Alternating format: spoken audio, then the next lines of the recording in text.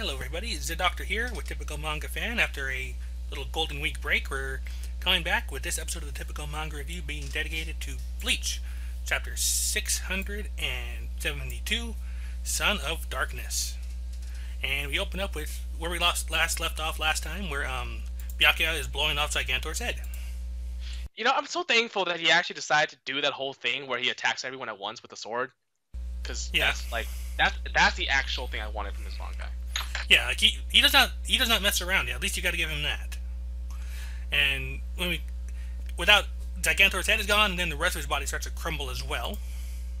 Like it just comes into little bitty pieces until his feet are still standing. And at that point, that's when Byakuya or Toshiro rather, starts to just drop BC Gaia. And as it turns out, they're both at their limit. They can barely hold on much more. Oh, actually, more specifically, Hitsugaya can barely hold on much more, but they're both, I think, pretty exhausted. And so what else would happen at this exact moment? Then Zeidoktor comes back to life and nullifies every last thing they ever did. And of course, don't forget you get to take a shot for the surprised look that both of them give. By the way. Ah, dang it! I finished my drink before we started. And he's like, "You gotta be shitting me! Is he still alive after all that?" And he's like, "Well, I don't know." Well, to be fair, this is one time where he could actually justify the surprise expression. I mean, they had the guy down to his literal feet. So, and then he just reformed from nothing. So now he's like, he has a helmet, that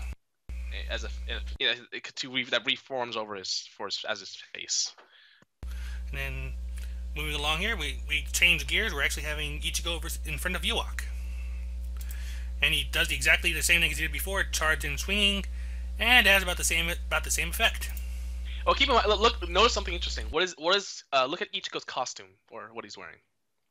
Ichigo's costume? Yeah, look at it. Do you think anything odd? Only one Zangetsu, and it looks like before he got his power ups. Oh, it's only one sword. So what the hell's the deal with that? And not only that, it's even before the Fullbring enhancement. Well, so this is actually before the time skip itself. Well, that could just be a result of the reforging. But yeah, so he's attacking in Shikai then, or he's attacking Shikai, but there's a reason. But here's the thing: like he's in pre time skip form, and there's a reason why for that. And the reason, as it turns out, after he slashes Yubok, is that hey, it was a dream. Oh, okay. I actually didn't catch that. That's actually pretty neat. Like he's seen, and actually that could be significant when you think about it, because like that means he may not be all that well, he saw Ichigo with two swords, so never mind. But yeah, Yuak's. Well, here's the thing: he never ever saw Ichigo in that form, so it's kind of weird that he would dream of Ichigo in that form. I don't really know why Ichigo was like that. I don't know if it's tipped off that was a dream, because it's kind of obvious in the first place that killing Yubok that quickly is kind of like no way. Yep. But here's the thing. I have to confess, I did not catch on to that. Go ahead. Well, I didn't catch that first, but then Tekken 101, one of the Bleach reviewers actually pointed that out. He's like, oh, for some reason he's in this pre-time skip form. I don't know if it means anything more. I don't know if Kubo got lazy. He's like, I don't know if it's to symbolize that something about Yubok, like why would he dream that, or if or it's a signal to the viewer that it's actually just a dream. Because honestly, it's kind of obvious that it wasn't real. And then we open up. Then we actually see Yuak proper, like and we know this time it actually is the real Yuak, because he got the whole Soul King eyeball thing going above his nose. Yeah. And he's calling this a dream so wonderful it could have been a nightmare. Okay. And they're also noting that it's morning, which means that as we've kind of been told, Haschwalt and Yuak's powers have swapped. Yeah. So basically, at this point, Uryu's like barely holding on. I think he still has both of his arms, because I remember the last time last time we zoomed away from an Uryu fight, he lost his arm to Ukiura. Yeah.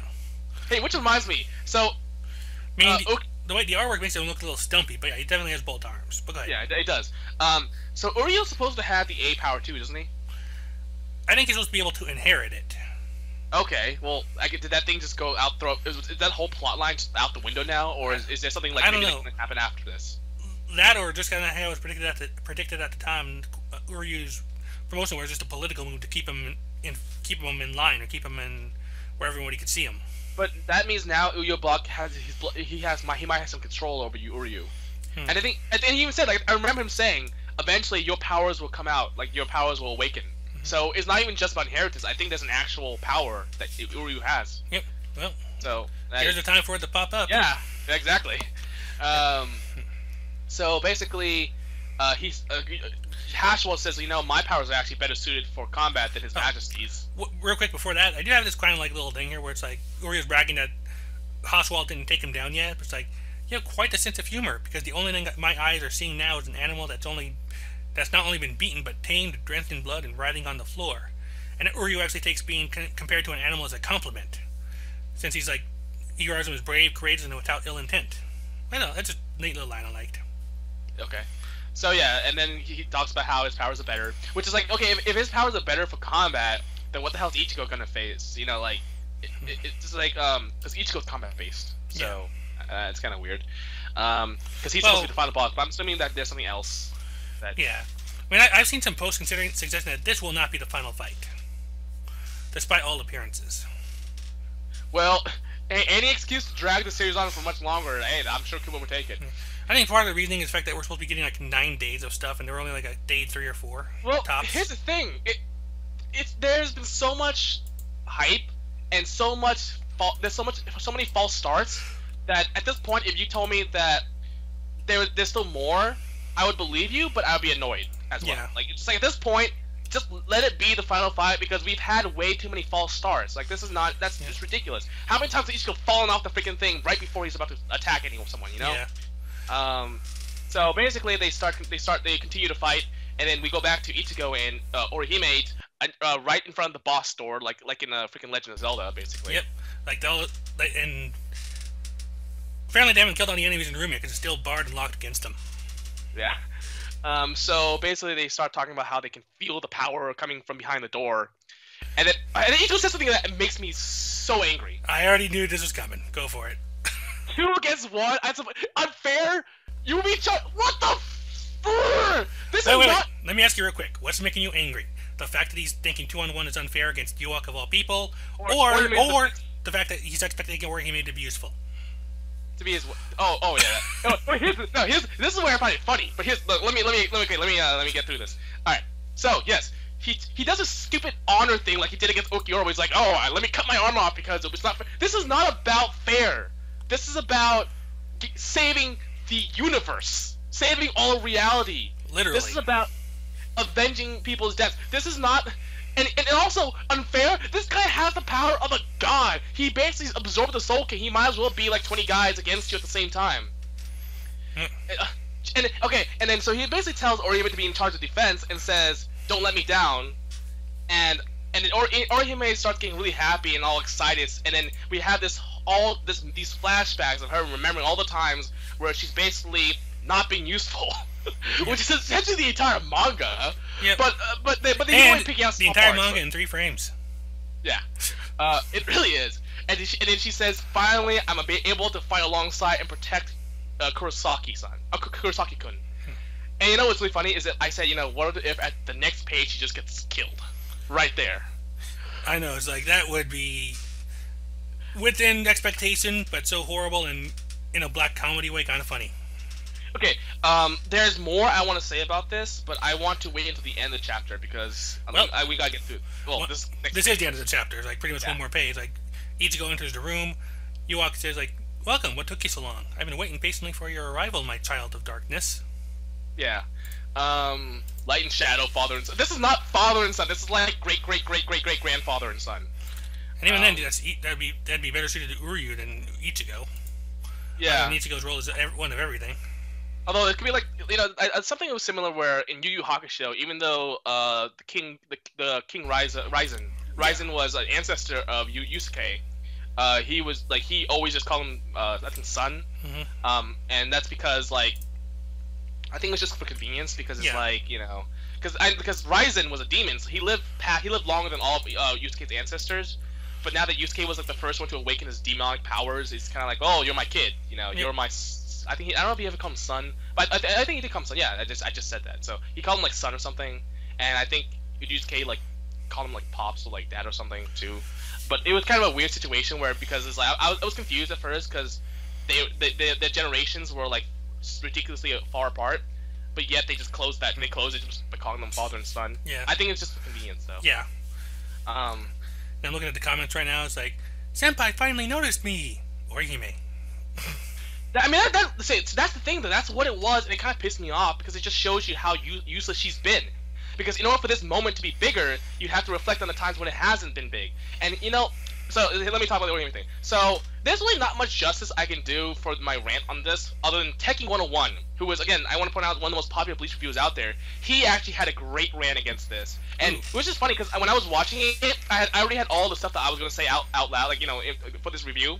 But he said everything. Like he even said sometimes he even used the same words. Oh really?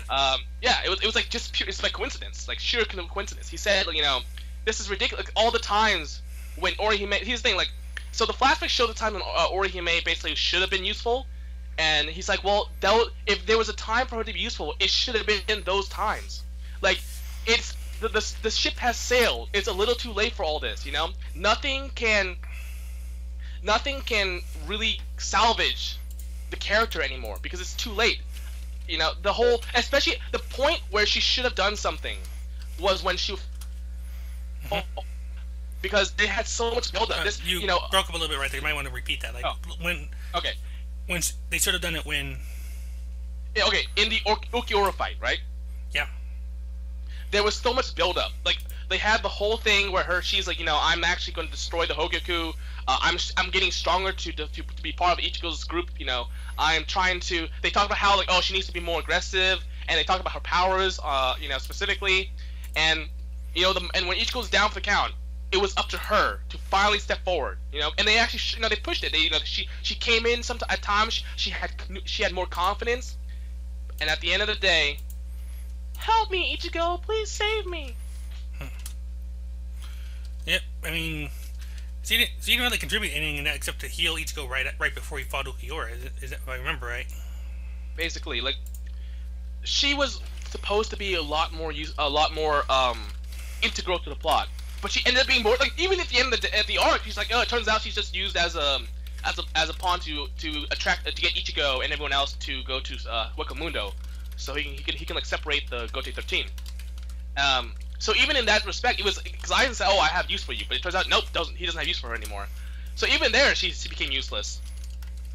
But here's the thing, though, like, that's the thing, the ship has sailed, like, when she loses every fight up to this point, or is either loses or is not part of any fight up to this point. Because remember, she got stabbed, she got tapped in the back by Kirije, she basically got screwed over by asking along with everyone else, and there was a hype, there was a lot of hype after the time skip, and then she got one-shotted by Shikishima who she couldn't even track his movements. That's the thing, like, she's like, oh my god, she got stabbed in the back because she couldn't track his movements. He was too fast for her. And now she's supposed to be useful against the final boss who is, like, stronger than everyone else. This is so unearned. It's completely unearned. It feels so unearned, too. Like, it feels like a plot device now. Like, she's just shoehorned into the final fight. As if to say, oh, sorry for, all that time I didn't use her. Now's the time. Like, well, no, it's too late. You have to build her up with success, with wins. You have to make us believe that she is more capable than she is. Or at least more capable than she has been shown. So I don't understand why. This feels so contrived, so asinine, so shoehorned, that this is ridiculous. Is it better than here's the thing? Is it better than if she wasn't part of this fight at all? Yeah. No. And the reason why is because, as I said before, it's better to not do it than to half-ass it. And can you hear me? Yeah, I can hear you. I just been quiet. Okay, because there was a volume change for a second. Oh, I was muting the microphone because I realized you've been talking. I didn't want to let my breathing or whatever get away. Okay, gotcha. So, I mean, I really cannot do this rant justice. Because at this all, you know what? At the end, during this entire rant, I want there's gonna be a link to Tekking's 101's review. Because I honestly believe that you guys can get a lot more from his rant, and he's a bigger following than us. He again is one of the most popular Bleach reviewers out there, so people are gonna listen to him, and even he says it's stupid. Yep. So yeah, I haven't really listened to a lot of Tekking stuff, so I think I'll definitely give at least this particular one a shot just to hear what it says. He was really upset because he said that he felt that this was unearned. He said that this, all the times when Orihime should have been useful. I mean, there were so many times that she should have been useful, but she wasn't. And you cannot reflect on that and say, oh, now she's useful. The ship has sailed. You already wrote her. You already destroyed her character arc. So now to kind of like put a band-aid on it, it doesn't help. In fact, it makes it worse. Right, like I said, that's half-assing it at this point. And not to mention you're reflecting on all the time she has been useless. So you're just reminding us of all the problems that have happened with her character. That could have been alright, but again, it's a case of delivery. It's delivery, and as I said, the thing is, here's the thing: it wouldn't have. She says that basically her little monologue was like, oh, now I'm useful. If anything, her little monologue just kind of pushed all of her problems into your face all at once. I could have forgiven that more if it were something like, say, back then I couldn't be as useful as I wanted to be, or maybe I choked or something like that, but now I'll finally be able to do it. That would at least be a little bit more forgivable, would help in the delivery, to my mind. But that type of thing should have been done for Ukiura, because that's only good when there's a few times you screwed up, and then now you're finally at that level where you can fight. But the fact that they waited all this time until the final boss, it just shows you how misused she's been. Again, the whole character development of her not being useful at first, that's okay for the first two arcs. Like, I'm okay with that all the way up to the Weka Mundo arc, because there was the Soul Society arc, and then there was the Soul Aethan arc. Also, Weka Mundo opened with Orihime feeling that she wasn't useful and wanting to be helpful in some way. Yeah, Weka Mundo was the perfect time. That fight with Ukiura was the perfect time for her to do it. This whole monologue that we're seeing in this chapter is perfect for that moment. Because again, at that point she hasn't been useless so long that we kind of got sick of her. But there was a point where she wasn't helping, and then now she built up. And then she had built up her confidence and her powers, and then that's when she should have pulled the trigger. But with so many false starts, when it's like the boy who cried wolf. Now that there's so many false starts, now that when it's actually happening, you're not getting a response from us. Yeah, we're not really expecting anything to actually happen this time. No. And why should we expect her to fight against Yubok if she couldn't fight against anyone else? Well, like I say, he's more defending Ichigo than fighting him, which kind of amounts to the same thing, but it's still enough of a distinction. What stops him from just like walking past Ichigo and chopping her head off? I mean, honestly, like, he is the most powerful being so far in this series. If Shikishima could like flash step whatever he does, he does like a Fullbringer version of it, right behind her, what stops Yubok from doing the same thing? Ichigo? I mean, that means Ichigo's gonna have to be defending her the entire time, right? Or does he just not care? At that point, it's like, if he didn't, it's just, there should be Orihime does not deserve this fight, and not because of her, because he's a fictional character, because of Kubo. Kubo wrote her in such a way that her character arc does not deserve this fight. She has not earned it. You have to earn this fight. You have to fight. You have to grow as a character. You have to grow as a fighter, and win and lose some, but win some. Show development. Show that you're learning. But all she's ever done is really lose some, or lose before she's even done anything. Yeah, she hasn't shown any development. So why should the payoff for her come at the most crucial point of the series?